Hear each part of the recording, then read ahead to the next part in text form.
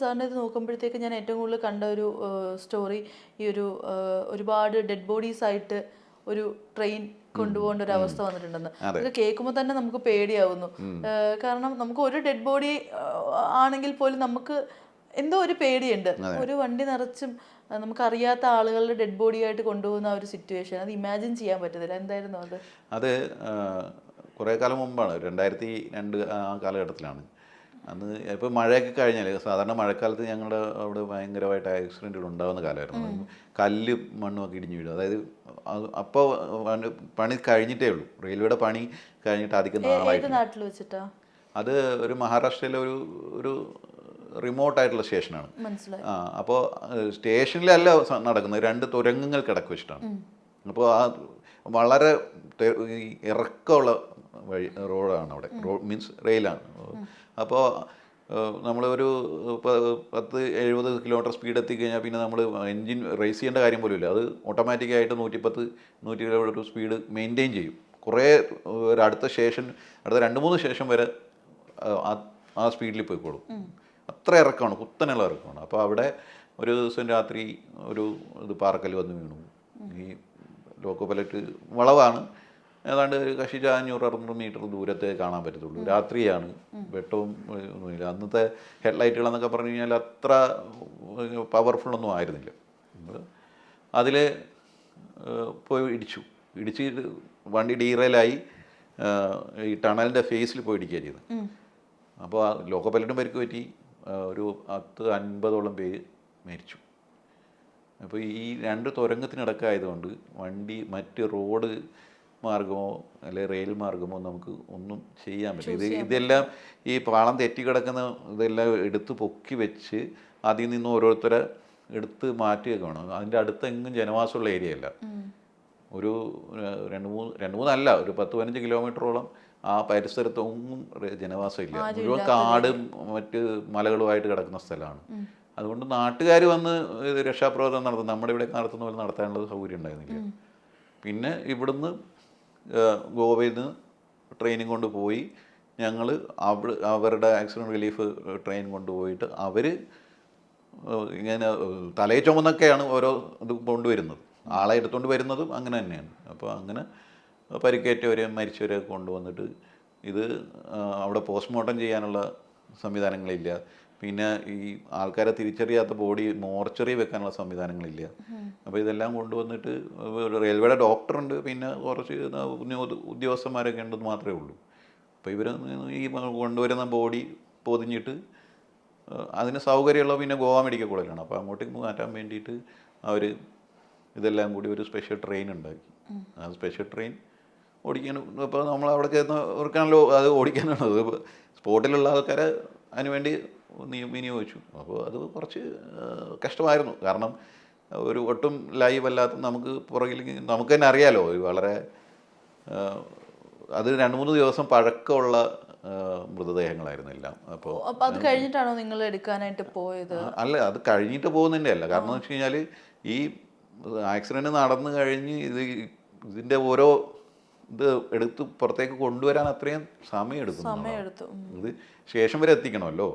ആദ്യം സ്റ്റേഷനിൽ ഇതിൻ്റെ തുരങ്കത്തിൻ്റെ ഉള്ളിൽ നിന്ന് ഓരോ സാധനങ്ങൾ ഓരോ മനുഷ്യരെയും അല്ലെങ്കിൽ എത്ര പേരുണ്ടായിരുന്നായിരിക്കും? അറൗണ്ട് ഒരു 50 പേര് കൂടുതലുണ്ട്. 50 പേര് കൂടുതൽ. അപ്പോൾ എന്നിട്ട് ഇവിടെ കൊണ്ടുവന്നിട്ട് വേണം ഇതിൽ ഈ ബോഡി പൊതിഞ്ഞിട്ട് തുണി കൊണ്ട് പൊതിഞ്ഞ് ട്രെയിനിൽ കൊണ്ടുവന്നത്. അപ്പോൾ പക്ഷേ അവിടെ ഗോവയിലെത്തിയപ്പോഴത്തേക്ക് വളരെ ഇതായിട്ടുള്ള ഒരു സീനായിരുന്നു, വളരെ സങ്കടകരമായൊരു സീനായിരുന്നു അത്. ഇവർ തിരിച്ചറിയാൻ പറ്റുന്ന രീതിയിലായിരുന്നു അപ്പോൾ ആളുകൾ? കുറച്ച് പേരൊക്കെ, പക്ഷേ എല്ലാവരും ഒന്നും അല്ല, കുറേ പേരെയൊക്കെ അങ്ങനെ തിരിച്ചറിയാൻ പറ്റും. അത് ആദ്യത്തെ ജനറൽ കോച്ചുകളിലാണ് അധികം പേര് മരിച്ചത്. അപ്പോൾ അതുകൊണ്ട് ജനറൽ കോച്ചിലുള്ളവർക്ക് ഡീറ്റെയിൽസ് ഒന്നും റെയിൽവേയുടെ കയ്യിൽ ഉണ്ടാവില്ലല്ലോ. മറ്റേ സ്ലീപ്പർ ടിക്കറ്റ് ആണെങ്കിൽ അവരുടെ അഡ്രസ്സും പേരും ഒക്കെ ഉണ്ടാവും. ഇത് സാധാരണ ടിക്കറ്റ് മേടിക്കുന്ന ആരും ടിക്കറ്റ് മേടിക്കാമല്ലോ. അപ്പോൾ അതുകൊണ്ടുള്ള പ്രശ്നങ്ങളുണ്ട്. അത് ഒരു വല്ലാത്ത അനുഭവം തന്നെയായിരുന്നു അത്. ശരിക്കും പറഞ്ഞു കഴിഞ്ഞാൽ ഒരു വളരെ ദുഃഖകരമായ ഒരു അനുഭവമായിരുന്നു. കുറച്ച് ദിവസം എടുത്തോ അതൊക്കെ ഒന്ന് മനസ്സിലാക്കാൻ? അത് കുറച്ച് ദിവസം നമുക്ക് ലീവ് എടുക്കേണ്ട വന്നിട്ടുണ്ട് അതിന് ശേഷം. സാധാരണ അങ്ങനെ ഞങ്ങൾ ചെയ്യാറ്. ഇപ്പോൾ ഒരു വലിയ ആക്സിഡൻറ്റുകളൊക്കെ ഉണ്ടാവുകയാണെങ്കിൽ നീല ലീവ് എടുത്ത് കുറച്ച് ദിവസത്തേക്ക് മാറും. വലിയ ആക്സിഡൻ്റ് അല്ല, ചെറിയ ആക്സിഡൻറ്റുകളാണെങ്കിൽ പോലും ഞങ്ങൾക്ക് അങ്ങനെ ഒരു അന്ധവിശ്വാസമുണ്ട് ഞങ്ങൾക്ക്. അതായത് ഒന്ന് ഈ ആക്സിഡൻറ്റുകൾ ഉണ്ടായിക്കഴിഞ്ഞാൽ ഇങ്ങനെ കണ്ടിന്യൂസ് ആയിട്ട് വന്നുകൊണ്ടിരിക്കും. എന്തെങ്കിലുമൊക്കെ പ്രശ്നം ഉണ്ടാവുകയാണെങ്കിൽ ഇങ്ങനെ അടുത്തടുത്ത് ഒരു ദിവസം മാൻ റൺ ഓവർ, അടുത്ത ദിവസം ക്യാറ്റ് റൺ ഓവർ, അങ്ങനെ അല്ലെങ്കിൽ വേറെ എന്തെങ്കിലും തകരാറുകൾ, അങ്ങനെ കണ്ടിന്യൂസ് ആയിട്ട് വരുന്ന ഒരു ഈ പറഞ്ഞ പോലെ നമ്മൾ ചെന്നിടിക്കുന്നതും അതിനകത്ത് കൂട്ടൂലേ? അതെ അതെ. അപ്പോൾ അങ്ങനെയൊക്കെ വരുമ്പോഴത്തേക്ക് അതൊരു ചെയിൻ ആണെങ്കിൽ അതിനെ മുറിക്കാൻ വേണ്ടിയിട്ട് ഒന്ന് ലീവ് എടുത്ത് മാറുകയോ, അല്ലെങ്കിൽ ഞങ്ങൾ സിക്ക് എന്ന് പറയുന്ന സംവിധാനമുണ്ട്. സിക്ക് എന്ന് വെച്ചാൽ നമുക്ക് സുഖമില്ല എന്ന് പറഞ്ഞ ഡോക്ടറെ അങ്ങനെയൊക്കെ ചെയ്യാറുണ്ട്. അല്ലെങ്കിൽ ഇതിങ്ങനെ തുടർന്ന് പോകുന്നത് ആ ഒരു ചെയിൻ മുറിക്കാൻ വേണ്ടിയിട്ട്. അതൊരു അന്ധവിശ്വാസമാണ് എന്നാലും. അതുപോലെ നമ്മൾ ഏറ്റവും കൂടുതൽ ട്രെയിനിൽ യാത്ര ചെയ്യുമ്പോഴത്തേക്ക് സഫർ ചെയ്യേണ്ട കുറച്ച് കാര്യങ്ങളിലൊന്നാണ് മോഷണം. നമ്മൾ ട്രെയിനിലൊക്കെ ഈ പ്രത്യേകിച്ച് AC കോച്ച് അല്ലാതെ സ്ലീപ്പറിലൊക്കെ ആണെങ്കിൽ ഇങ്ങനെ കിടന്നുറങ്ങുന്ന സമയത്ത് അല്ലെങ്കിൽ ഇരിക്കുമ്പോഴൊക്കെ ഫോണ്, മാല, ഇതൊക്കെ തട്ടിപ്പറിച്ചുകൊണ്ട് പോകുന്നത് കണ്ടിട്ടുണ്ട്. അതുപോലെ ഈ അംഗവൈകല്യങ്ങൾ ഇല്ലാത്തവർ അത് അഭിനയിച്ച് വന്ന് കയറി അങ്ങനെ കുറേ ഇത്തരം ഒരുപാട് സംഭവങ്ങളൊക്കെ നമ്മൾ കാണാറുണ്ട്. അപ്പം ഇങ്ങനൊരു അറ്റാക്ക് അല്ലാണ്ട് ഈ റിമോട്ട് ഏരിയാസിലൊക്കെ വെച്ചിട്ട് ഇങ്ങനെ ഓടിക്കേറി അപകടപ്പെടുത്തുന്നവരെയൊക്കെ കണ്ടിട്ടുണ്ടോ, ഫേസ് ചെയ്തിട്ടുണ്ടോ? ഉണ്ട്, ഇതുപോലെ ഒരുപാട് സംഭവങ്ങൾ ഉണ്ടായിരുന്നുണ്ട്. ഇപ്പോൾ ഞങ്ങളുടെ അവിടെയൊക്കെ വളരെ കൂടുതലായിട്ട് റിപ്പോർട്ട് ചെയ്യപ്പെടുന്നുണ്ട് ഈ സംഭവം. അതായത് പിന്നെ എന്താ പറയുക, പാസഞ്ചേഴ്സിനെ സംബന്ധിച്ചിടത്തോളം പാസഞ്ചേഴ്സ് പല കാര്യങ്ങളെക്കുറിച്ചും ഈ ഒരു കൃത്യമായ ധാരണയില്ലാതെ വരിക. ഒരുപാട് സ്വർണ്ണം ഇട്ടുകൊണ്ട് ട്രെയിനിലും യാത്ര ചെയ്യാൻ പാടില്ല. ഒരു കാരണം കഴിയുന്നതും സ്വർണ്ണം എല്ലാം ഒഴിവാക്കുക. അല്ലെങ്കിൽ തന്നെ ഇനിയിപ്പോൾ അഥവാ ഉണ്ടെങ്കിൽ തന്നെ നമ്മൾ അത് മറ്റുള്ളവർക്ക് എക്സ്പോസ്ഡ് ആവുന്ന രീതിയിൽ ഉപയോഗിക്കരുത്. പിന്നെ പല സ്റ്റേഷനിൽ എന്ത് ചെയ്യുന്ന വണ്ടി നിർത്തി കഴിയുമ്പോഴത്തേക്ക് ഈ ജനൽ വിൻഡോ ഒക്കെ തുറന്നിട്ടിട്ട് ഉറങ്ങുന്ന ഒരു സ്വഭാവം സ്ത്രീകൾക്ക് എല്ലാവർക്കും ഉള്ളതാണ്. ഈ വിൻഡോ തുറന്നിട്ടിരിക്കുന്നതുകൊണ്ട് പുറത്ത് നിൽക്കുന്ന ഒരാൾക്ക് കൈ ഇട്ട് വളരെ ഈസി ആയിട്ട് ഇത് പൊട്ടിച്ചെടുക്കാൻ പറ്റും. ഇപ്പോൾ CCTV ഒക്കെ ഉള്ളതുകൊണ്ട് ആളെ വേണമെങ്കിലും കണ്ടുപിടിക്കാവുന്നൊരു ഇതുണ്ട്. സാധാരണ എല്ലായിടത്തും CCTV ഒന്നും ഇല്ലെങ്കിൽ ആ സ്വർണ്ണത്തിൻ്റെ വിലയൊക്കെ വൻതോതിൽ ഉയർന്നുകൊണ്ടിരിക്കുന്ന കാര്യമാണ്. പിന്നെ നമ്മളവിടെ റിപ്പോർട്ടുള്ള വേറൊരു കാര്യം എന്താണെന്ന് വെച്ച് കഴിഞ്ഞാൽ, വണ്ടിയിൽ പോകുമ്പോൾ അടുത്തിരിക്കുന്ന യാത്രക്കാരുമായിട്ട് ഭയങ്കര സൗഹൃദമൊക്കെ ഉണ്ടാവും. അവരപ്പം ഭക്ഷണം നമുക്ക് വേണ്ടി മേടിച്ചിട്ട് വരും. നമ്മൾ കുറേ നേരം സംസാരിച്ച് കഴിയുമ്പോൾ നമ്മൾ ഫ്രണ്ട്ലി ആയി കഴിയുമ്പോൾ നമ്മളത് കഴിക്കും. പക്ഷേ ആ ഭക്ഷണത്തിൽ മായം കലർത്തിട്ടുണ്ടാകും. അപ്പോൾ അതുകൊണ്ട് നമ്മൾ പാൻട്രിക്കാരുടെ കയ്യിൽ നിന്നോ അല്ലെങ്കിൽ IRCTC ഓതറൈസ്ഡ് ആയിട്ടുള്ളവരുടെ കയ്യിൽ നിന്നോ, അതും അല്ലെങ്കിൽ ഇപ്പോൾ റെയിൽ വൺ എന്ന് പറഞ്ഞിട്ട് ഒരു ആപ്പുണ്ട് IRCTCയുടെ. ഇന്ത്യൻ റെയിൽവേയുടെ ആപ്പാണ്. അതിൽ കൂടെ നമുക്ക് ഫുഡ് ഓർഡർ ചെയ്യാം, ടിക്കറ്റ് ബുക്ക് ചെയ്യാം, പിന്നെ മറ്റ് വണ്ടി എവിടെ എത്തി എന്നുള്ള കാര്യങ്ങൾ നോക്കാം. അപ്പോൾ അതുകൊണ്ട് ഇപ്പോൾ നൂർജഹാനും ആ റെയിൽ വൺ എന്ന് പറയുന്ന ആപ്പ് ഇൻസ്റ്റാൾ ചെയ്യണമെന്നാണ് എൻ്റെ അഭ്യർത്ഥന. അതുകൂടെ വേണമെങ്കിൽ നമുക്ക് ടിക്കറ്റ് എടുക്കാം. അങ്ങനെ ഒരുപാട് സൗകര്യങ്ങളുണ്ട് അതിൽ. PNR എൻക്വയറി എല്ലാം നടത്താൻ പറ്റും. അപ്പോൾ അതുപോലെ ഉള്ള സംവിധാനങ്ങൾ ഉപയോഗിക്കാനാണ് ഏറ്റവും സേഫ്. ഇപ്പോൾ എൻ്റെ ഒരു സുഹൃത്തിൻ്റെ ഫാദറിലോ ഒരു പ്രാവശ്യം അവരെ കാണാൻ വന്നു കഴിഞ്ഞപ്പോഴത്തേക്ക് തിരിച്ചു പോകുന്ന വഴിക്ക് ചെയ്തതെന്ന് വെച്ച് കഴിഞ്ഞാൽ, അയാൾ കുടിക്കുന്ന വെള്ളത്തിൽ മയക്കുമരുന്ന് കലർത്തി. ആ മനുഷ്യൻ പിന്നെ തിരുവനന്തപുരത്ത് പിറ്റ് ലൈനിലാണ് ഉണരുന്നത്. ഗോവയിൽ നിന്ന് ഉറങ്ങാൻ കിടന്ന ആൾ ഉണരുന്നത് പിറ്റ് ലൈനിലെത്തും. അയാളുടെ കയ്യിലുണ്ടായിരുന്ന വാച്ചും മൊബൈൽ ഫോൺ മറ്റ് സാധനങ്ങളെല്ലാം അടിച്ചുകൊണ്ടുപോയി, പൈസ കൊണ്ടുപോയി. അപ്പോൾ അതുപോലെ നമുക്ക് പരിചയമില്ലാത്ത ആൾക്കാരുടെ നിന്ന് ഫുഡ് കഴിക്കുകയേ ചെയ്യരുത്.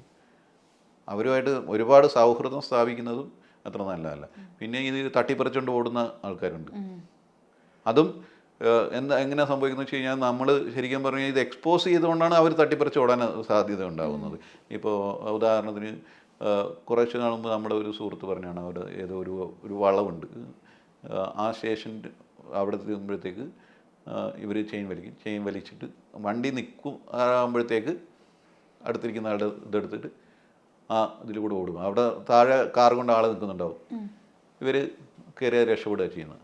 അത് പിന്നെ പോലീസിന് റെയിൽവേയുടെ നിയമപ്രകാരം നിങ്ങൾക്ക് ഒരു മോഷണം റെയിൽവേയിൽ നടന്നു കഴിഞ്ഞാൽ എവിടെയാണോ ആ മോഷണം നടക്കുന്നത് ആ സ്റ്റേഷനിൽ ഇറങ്ങി അവിടെ കംപ്ലയിൻറ്റ് ചെയ്യണം. മനസ്സിലായി. അപ്പോൾ സാധാരണഗതിയിൽ എല്ലാവരും മടിക്കും. നമ്മളിപ്പോൾ ഒരു യാത്ര പോയിക്കൊണ്ടിരിക്കുക, ബോംബെക്ക് പോയിക്കൊണ്ടിരിക്കുകയാണ്, ഡൽഹിക്ക് പോയിക്കൊണ്ടിരിക്കുകയാണ്, എനിക്ക് തിരൂർ വെച്ചിട്ട് എൻ്റെ വസ്തുക്കളൊക്കെ മോഷണം പോയി. ചിലപ്പോൾ നമ്മൾ അറിഞ്ഞിട്ട് പോലും ഉണ്ടാവില്ല മോഷണം പോയ കാര്യം. മോഷണം പോയി അറിയുകയാണെങ്കിൽ ഓക്കെ, നമുക്ക് അവിടെ ഇറങ്ങാൻ പറ്റും. നമ്മൾ പോയിട്ട് അല്ല ഗോവയിൽ പോയിട്ട് പറയുകയാണ് എൻ്റെ പോയെന്ന് പറഞ്ഞു കഴിഞ്ഞാൽ അവർ പറയുകയാണ് എവിടെ വെച്ചാൽ പോയത്, അത് സ്വാഭാവികമായിട്ട് ഇവിടെ മംഗലാപുരത്തോ അല്ലെങ്കിൽ വേറെ ഏതെങ്കിലും സ്റ്റേഷൻ വെച്ചിട്ടാണെന്ന് പറയുമ്പോൾ അവർ പറയുക അവിടെ ആ സ്റ്റേഷനിൽ ഇറങ്ങിയിട്ട് വേണം നിങ്ങൾ ചെയ്യാൻ. ഓ, അപ്പോൾ അത് പിന്നെ ഇതിൻ്റെ പുറകെ നമുക്ക് നടക്കേണ്ടതായിട്ടും വരും. എനിക്ക് തന്നെ പേഴ്സണലായിട്ട് അങ്ങനെ നഷ്ടപ്പെട്ടിട്ടുണ്ട്. ആണോ? എന്ത് പറ്റിയതാ? അത് ഞാൻ എൻ്റെ കുട്ടിയെ ഭാര്യയായിട്ട് വരുന്ന സമയത്ത് കുട്ടിക്ക് സുഖം ഉണ്ടായിരുന്നില്ല. അപ്പോൾ ടിക്കറ്റ് കൊണ്ട് അവിടെ കയറി കഴിഞ്ഞ് ആ സമയത്ത് കുട്ടി ഭയങ്കര ഛർദ്ദിക്കുകയൊക്കെ ചെയ്തു. അപ്പം കുട്ടിയെ ഇത് കുളിപ്പിക്കുക മറ്റൊക്കെ ചെയ്ത് എങ്ങനെ ഉറക്കിയതാണ്. അപ്പോൾ അവർക്ക് അലർജിയുടെ പ്രോബ്ലംസ് ഉണ്ടായിരുന്നു.